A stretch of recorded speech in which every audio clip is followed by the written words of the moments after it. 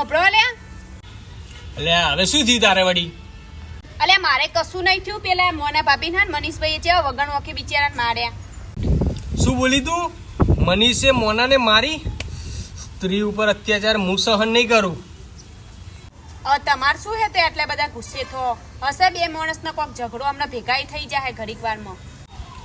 ના ના, પણ મનીષને મોના ઉપર હાથ ના જ ઉપાડવો હતો. ઉપાડાય નહીં સ્ત્રી ઉપર કદી હાથ.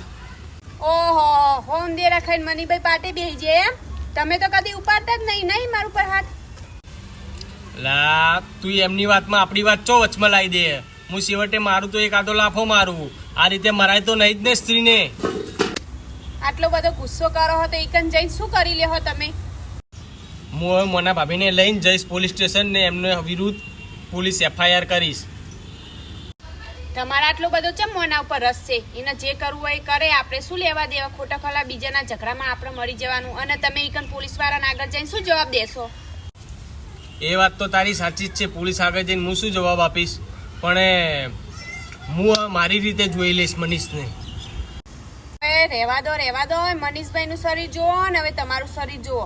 પેલી ઉંદેરીનો મચરી કાઢશે ને એવી રીતે મચેરી કાઢશે તમારી. હાડકા ભઈ જાય ને તો કોઈ સેવા બાપોય નહીં કરે તમારી. સારું કર્યું મને કહી દીધું. ને હાડકા ભગાઈ જતો હો. પણ આ કોના પક્ષમાં એ ખબર ના પડી હો મને.